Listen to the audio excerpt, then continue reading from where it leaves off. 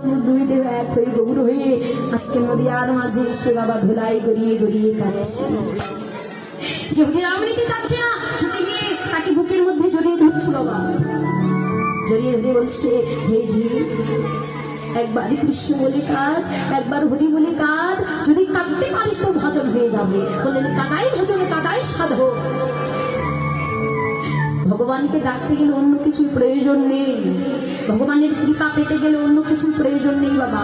আমরা ফলমূল আদি নানা দ্রব্য সাজিয়ে নিয়ে ভগবানকে ডাকি, ওমা আমার ভগবান কি সেই ফল সেবা করে গো?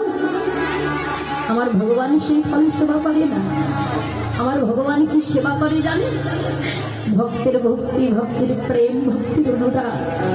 কোন ভক্ত যদি অনুরাগ নেই, প্রেম নেই, ভক্তি নেই, ভগবানকে ডাকে, আমার ভগবান সেই ভক্তির অনুরাগ সেবা করেনি। তাই গৌর হরি হরি বল হরি বল বললেন, গো যদি ডাকতেই হয় অনুরাগ নিয়ে ডাকো, ভক্তি নিয়ে ডাকো, প্রেম নিয়ে ডাকো। ওই জগতে যার ভক্তি আছে, যার প্রেম আছে, যার অনুরাগ আছে, আমার ভগবানের চিরজন্মের মতো তার কাছে চিরজন্মের মতো বিক্রি হয়ে যায় মা। যদি পারো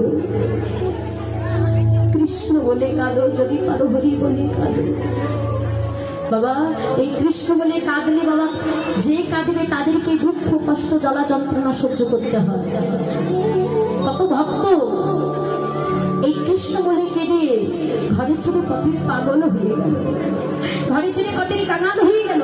কত ভক্তের কথা বলবো, ভক্ত রঘুনাথ দাস, ভক্ত সনাতন গোস্বামী, ভক্ত প্রহ্লাদ, ভক্ত ধ্রুব, কেশয় গোসাই, কত ভক্ত এই হরিনামকে ভালোবেসে পথেরই কাঙাল হয়ে গেল। ভক্ত হরিদাসের কথা বলি বাবা, যে কিনা মুসলমানের ঘরে অন্ন খেয়ে বড় হয়েছে। এই হরিদাস কি করেছিল? সারাটা দিন ধরে হরিনাম গাইত বাবা, হরিনাম বড় ভালোবাসত। তা কাজীর দরবারে নালিশ গেল, যে কিনা মুসলমানের ঘরে অন্ন খেয়ে বড় হয়েছে, সে কিনা কৃষ্ণ বলে কাঁদে, কৃষ্ণ নাম বলে। কোথায় আছে যখন হরিদাস ওই 22টা বাজারে নিয়ে গিয়ে শত শত বেত্রাঘাত করে। যখনই বাবা ওই হরিদাসকে 22টা বাজারে নিয়ে গিয়ে শত শত চাবুকিরা ভাত দেয়, হরিদাসকে যতবার চাবুকিরা ভাত দেয়, ততবার চাবুকের আঘাত হরিদাসের অঙ্গে করে, ততবার বলে হরিদাস কৃষ্ণ নাম ছাড়, হরিদাস কৃষ্ণ নাম ছাড়, হরিদাস কৃষ্ণ নাম ছাড়। যতবার চাবুকের আঘাত দেয় ততবার বলে কৃষ্ণ নাম ছাড়। আর ছাড় ছাড় বলতে বলতে হাঁপিয়ে গেল বাবা, শেষে বলে বসলো হরিদাস কৃষ্ণ নাম ছাড়। তাই সেদিন হরিদাস কেঁদে কেঁদে বলেছিল, তোমরা আমাকে মারতে মারতে মেরে ফেলে দাও, তোমরা আমাকে শত শত চাবুকের আঘাত দাও, আমার দেহটা খণ্ড বিখণ্ড করে দাও, মারতে মারতে মেরে ফেলে দাও, তবু আমি কৃষ্ণ নাম ছাড়ব। খণ্ড খণ্ড কর যাই যাকে প্রাণ, তবুও ছাড়ব না এই মধুর কৃষ্ণ নাম, এই মধুর কৃষ্ণ।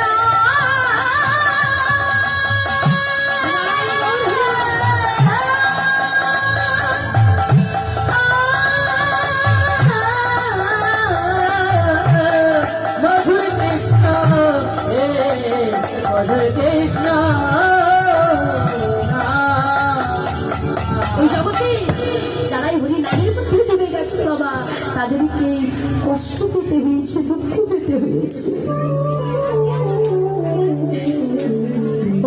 ভগবান ভক্তকে কাঁদাতে বড় ভালোবাসে। কেন কাঁদাই জানে? খাঁটি একটা সোনার দেহ দান করবার জন্য বাবা। কয়লাকে যদি আগুনে পোড়ানো হয়, কয়লার বর্ণ কি হয় গো? আগুনে যদি কয়লাকে দেওয়া হয়, কয়লার বর্ণটা সোনার রূপ ধারণ করে না, সোনালি কালার হয়ে যায়। ঠিক তেমনি আমাদের এই দেহটা, আমাদের ভগবান প্রত্যেকটি ভক্তকে দুঃখের অনলে পুড়িয়ে পুড়িয়ে একটা খাঁটি সোনার দেহ দান করে। ভগবান ভক্তকে দুঃখ দিতে ভালোবাসে, কষ্ট দিতে ভালোবাসে। কেন? ভগবান ভক্তকে পরীক্ষা করে যে আমার ভক্ত আমাকে কতটুকু ভালোবাসে, কতটুকু প্রেম। তবে ভগবানকে ভালোবাসতে হবে প্রেম নিয়ে, অনুরাগ নিয়ে। এই জগতে মায়ার জ্বালা আবদ্ধ হয়ে পড়ে থাকলে হবে না বাবা। এই জগতে কেউ তোমার আপন নয়, কেউ আমার আপন মা। সংসারে যতদিন দিতে পারবো সবাই ভালোবাসবে, আর যেদিন দিতে পারবো না কেউ ভালোবাসবে না। আমার কথা বিশ্বাস হচ্ছে না? আপনি বাড়িতে গিয়ে 10 দিন বিছানায় শুয়ে থাকুন মা, সেদিন ছেলে বৌমা বলে কি এই বুড়িটা মরে না, এই বুড়োটা মরে না, আমাদেরকে জ্বালিয়ে তুলিয়ে খাচ্ছে। একেবারে ভেবে দেখো, এই জগতে কে তোমার আপন জন, কেউ আপন নয়। তাই তো কি বলছি মা, ওগো ভেবে দেখ।